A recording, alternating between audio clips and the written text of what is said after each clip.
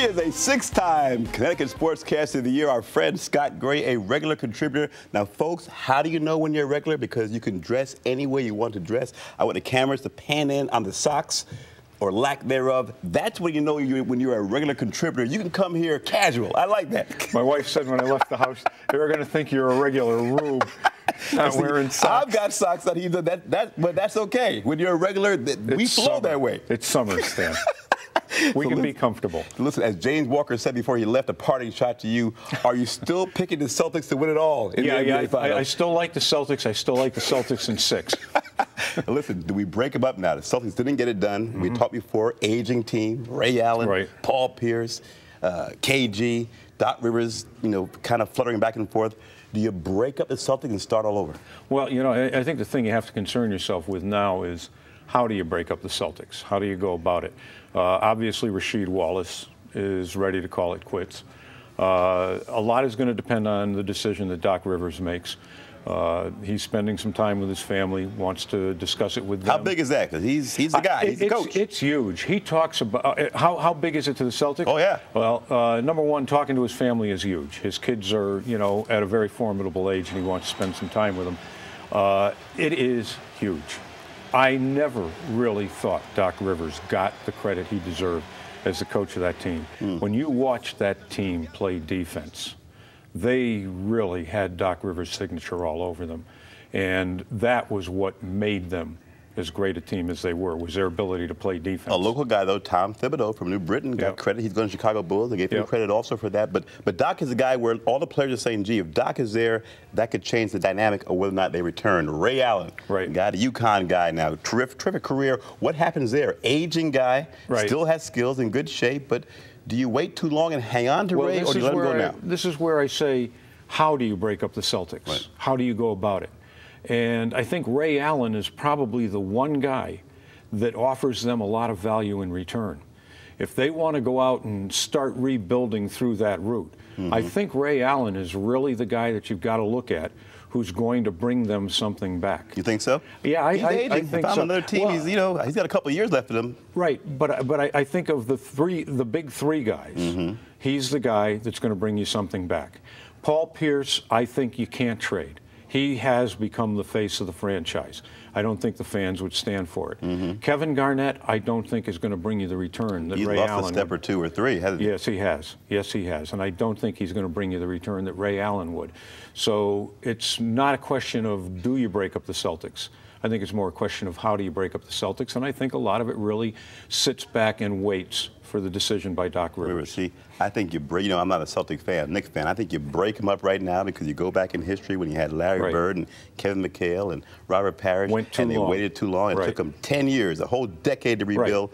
You break it up now, you go 1 year too soon, you start rebuilding. You have Rondo, a young point guard who's a good player. Well, that's why I say how dismantle him. What you have to decide is how you're going to do it. You're going to do it, but how are you going to do it? All right, speaking of you're going to do it, how do you do it? LeBron James, he's going to do something. The question is, will he go to Cleveland? Will it be Miami? Will it be Chicago, New York? He's got a lot of options out there. If you're in his seat right now, which option are you considering? You know what? I kind of look at Chicago as the last of the options. The last? The last of the options. The one that I find, I just don't think there's enough there that would appeal to him. In terms of the city, I don't think any city or any market is going to be the deciding factor, which is why I think he's told everybody, you come to me. He's not going to go to a city and have them take him around, show him all the clubs and wine and dine him. That's not where he's at. He wants you to show him your franchise and what your franchise is prepared to do around him, which is why I think the most intriguing scenario may be Miami. Because apparently Chris Bosh wants to play with Dwayne Wade. And there was that little situation that got David Stern a little bit out of joint, where Bosh hinted they were going to have a summit. They did, yeah, supposedly they had. The three of them. And they were going to discuss about what it might be like to play together. New World Order in NBA, right? And we're in charge. Right. Well, you remember when Steve Kerr just mentioned that it would be intriguing to see what LeBron James could do with them.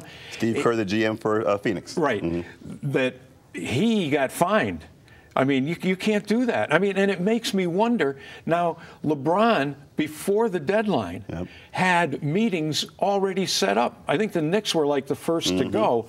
And I'm thinking, wait a minute. He's going to start meeting right after midnight. As soon as the deadline gong sounds, he's got to have these meetings set up. So where are you going? Give me a team. I like the Miami scenario. But I think South Beach, all that. I think he's going to stay in Cleveland. Yeah, I think he may too. I think he's going to stay in Cleveland. Short term. Because it offers him a short-term option. He could spend the rest of his career in Cleveland. Yeah. Cleveland may finally start to reach the potential that they've had since he was there. Got to get a coach over there first, right? They've got to get a coach, and that's going to be a big part of the deal. He's going to wait and see, I think, who the coach is going to be. But I think he likes Cleveland because it does offer him a short-term option. And if he doesn't like it in 3 years, he's out clean. Real short-term. Stanley Robinson, UConn guy. Second-round pick goes to Orlando. A lot of potential. Your thoughts quickly on the prospects of Stanley Robinson? You know what? 30 seconds. Next to the last pick, it doesn't bode well. Second-round picks really have to earn their keep. They have nothing guaranteed. Stanley is a sort of a guy that can be a superstar in spurts, but you've got to have a coach that can work around his head a little bit. And he looked like he's a player who literally played himself from a first-round draft pick to almost out of the draft completely. Right. All right. We got to say goodbye. Want to thank our guests, Thurman Milner, Carrie Saxon Perry, James Walker, and Scott Gray. You can send your show comments or requests or even watch us again at ctnow.com and friend us on Facebook. Become a fan of the Stan Simpson Show. We're on Twitter too. Look out for our tweets. Lori Perez and The Real Story are next. For the good folks here at Fox, Connecticut, I'm Stan Simpson. We'll see you next week.